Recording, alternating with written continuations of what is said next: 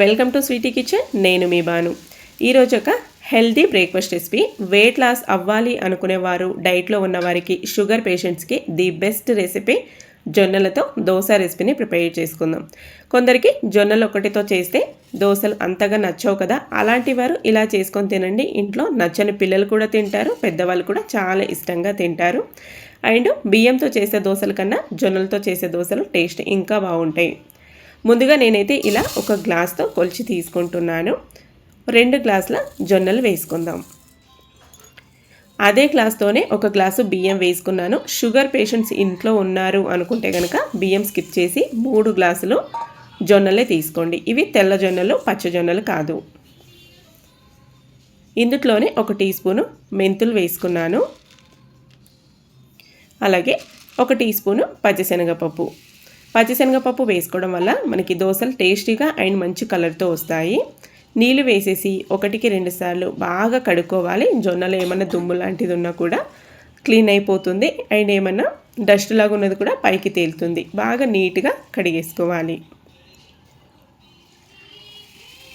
ఇలా 1కి 2 సార్లు బాగా కడిగేసుకొని నీళ్ళు వేసేసుకొని నానబెట్టుకుందాం.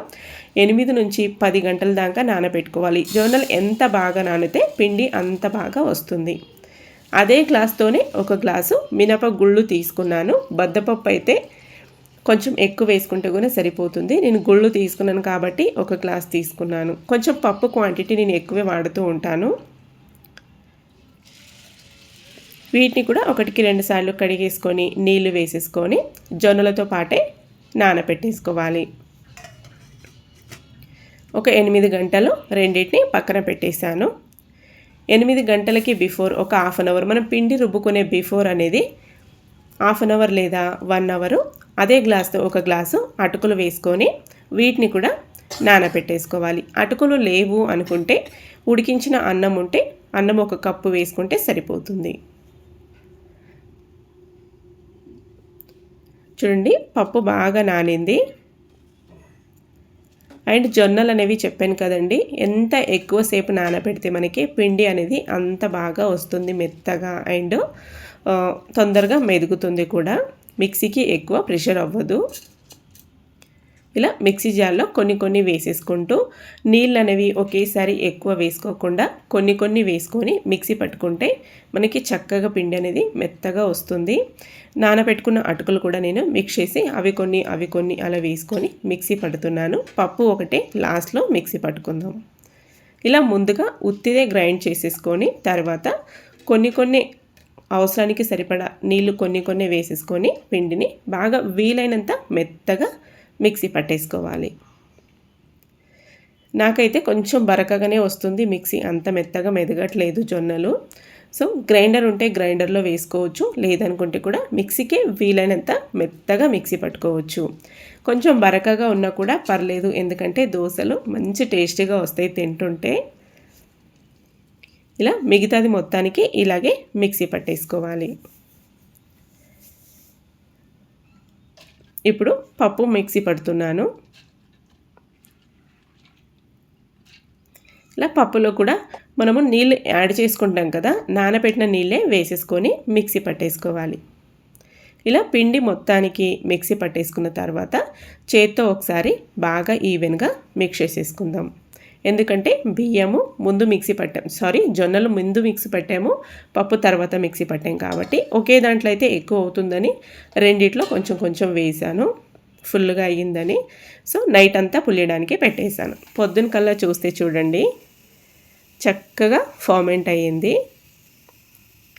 దీన్ని ఇలాగా నిదానంగా మిక్స్ చేసేసుకొని దీంతోనే రకరకాలుగా రెసిపీస్ చేసుకోవచ్చు. నేను నెక్స్ట్ వీడియోలో ఇంకా ఇడ్లీలు, ఆవిరి కుడుములు, ఇంకా వేరే రెసిపీస్ అయితే షేర్ చేయాలి అనుకుంటూ ఉన్నాను. సో ఈ వీడియోలో అయితే దోశ రెసిపీ ఒకటే చూద్దాము. చూసారా, రెండిట్లో చక్కగా పులిసింది. ఇప్పుడు కావలసినంత పిండి తీసేసుకుందాం.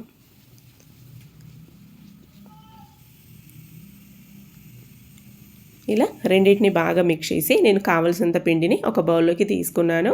అందులో రుచికి సరిపడా ఉప్పు వేసేసుకొని దీని ఇప్పుడు బాగా మిక్స్ చేసుకుందాం.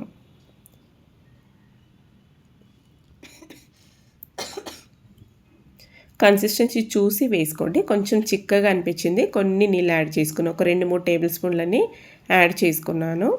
ఇలా పిండిలోకి ఉప్పు మొత్తం బాగా మిక్స్ అయ్యి బ్యాటర్ అనేది కన్సిస్టెన్సీ చూసారా ఇలాగ ఉండాలి. ఇప్పుడు పొయ్యి మీద దోశ పెనం పెట్టేసుకొని, పెనం అనేది నార్మల్ హీట్ ఉండాలి. చెప్పాను కదా క్రిస్పీగా దోశలు, చాలా వీడియోలో దోశల వీడియో ప్రతి వీడియోలో చెప్తూ ఉన్నాను నేను. మీకు ఈ క్రిస్పీగా దోశ కావాలి అనుకుంటే పెనం అనేది నార్మల్ హీట్గా ఉండాలి.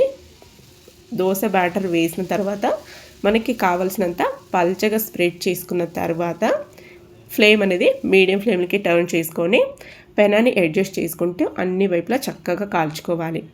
నేను ఫస్ట్ పెనం ఇది కొత్త పెనం కాబట్టి కొంచెం నూనె వేసి పెనాన్ని మొత్తానికి అప్లై చేసేసాను. బ్యాటర్ వేసి పల్చగా స్ప్రెడ్ చేసి పైనంతా నూనె వేసేసుకున్నాను. చూసారా ఇలా పెనాన్ని అడ్జస్ట్ చేసుకుంటూ అన్ని వైపులా ఈవెన్గా కాలేలాగా కాల్చుకుంటే క్రిస్పీగా వస్తుంది. క్రిస్పీ దోశని ఒకే సైడ్ కాల్చుకుంటే సరిపోతుంది. చూసారు కదండి, బియ్యంతో చేసిన దోశ లాగానే చక్కగా మంచి కలర్తో వచ్చింది ఈ జొన్న దోశ. అండ్ టేస్ట్ కూడా అంతే బాగా ఉంటుంది. ఇంట్లో షుగర్ పేషెంట్స్ ఉన్నవారికి అండ్ వెయిట్ లాస్లో ఉన్నవారికి, డైట్లో ఉన్నవారికి ది బెస్ట్ రెసిపీ ఇదైతే. రెసిపీ నచ్చినట్లయితే తప్పకుండా ఒక లైక్ చేసి ఇలాంటి మరిన్ని హెల్దీ రెసిపీస్ కోసం మన ఛానల్ స్వీటీ కిచెన్ని సబ్స్క్రైబ్ చేసుకొని ఫాలో అవుతూ ఉండండి. చూసారు కదా దోశ ఎంత క్రిస్పీగా వచ్చిందో. నెక్స్ట్ మళ్ళొక హెల్దీ రెసిపీతో కలుద్దాం. Thank you for watching. Bye.